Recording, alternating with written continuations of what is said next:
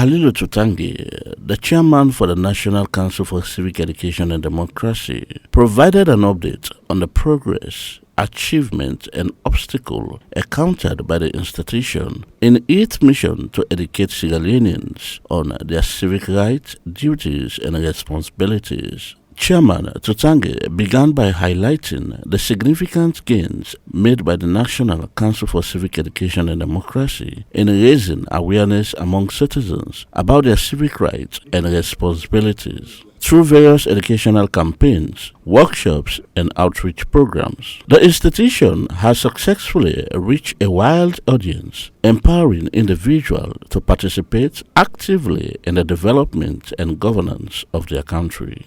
We don't define we niche. Of course, all man knows now that they teach civics in school. They come from that work. We make the curriculum, we make the syllabus, they will write the books there, and the government help. Over $3 million the government put from where they will get the books, and over 3 million books there even. We the shape and give the schools them from class 1 to JSS3. Several schools then we get copies of that book there. Although others then they way in some private schools and they will not make them inside the government and government assisted schools brackets will be the local. They not be get the books there. But the bottom line is 2 periods a week. Then they teach the subject in the schools and then they take examination now on civic education. That's a good thing. And that's when we meet.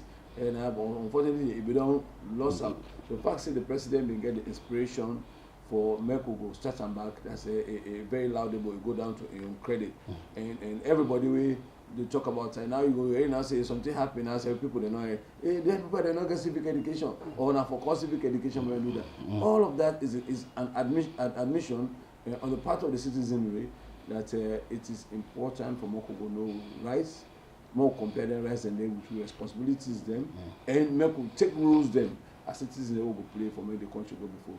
So I'm very happy that we had that opportunity. Like I say, that's a passion, public service, and a passion for some of we. And whichever side inside the public service, you find yourself, you will try as much as possible so that yourself will make your own contribution. And I'm happy that I have had an opportunity for making a contribution in this domain, and that's something I'm very passionate about. Because over time, we see how relevant the whole thing which would do. For instance, when there was this COVID outbreak, people then look up to we for people will go out there and educate citizens as to what they for do, what they not for do, so that we will minimize the impact of the COVID on society. And we're very happy that we were out there, marks up a campaign where we do something very been stand out that period there. Also, we don't work with other agencies then, for instance, we will do this past election for over a year with support for international idea and the EU and other partners. Then we are there front and center for do citizenship education, because one thing is evident, the things the way people for know, you for try as much as possible make tell them, because if you not tell them in this day and age with the citizen journalists, then even just miscreants that way get a smartphone, they can create their own story. They put another vacuum. Build panic. Yes, they build panic and all of them things in there. That's why it's important that civic education for precede them kind of thing in there, so that where the people then get the right information in the space, the civic space, other person bring a own story, then go say no, we don't hear this contrary to this. It go hard for many to force malicious rumors and many take hold. So we are glad that we are making effort in this area. And fortunately, the president says progress has been made, so it is time to elevate this whole issue of civic education to a cabinet level. You got to appoint a minister for civic information and civic education, and so issues around civic education also go now in cabinet discussion. So that's Chairman Tutagay emphasized the success stories that have emerged from the institution's efforts, such as increased voter turnout during the elections, highlighting engagement in civic activities, and a growing sense of civic pride and responsibilities among Sierra Leoneans. These achievements, according to the chairman, are a testament to the crucial role that civic education plays in fostering a vibrant and informed citizenry. Well, the last week on Friday we roll out with new strategic plan. Yes, strategic plan. And with strategic plan, new is not very new.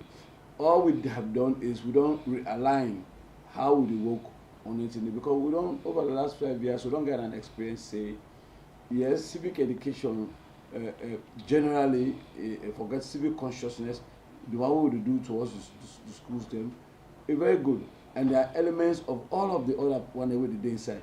But what we have decided to do now for train we focus on other. For instance, we don't say now, we say one of the pillars then inside with civic education, now civic education for democratic processes. That civic education we try for support democratic processes. For instance, now there has been a law that has been passed.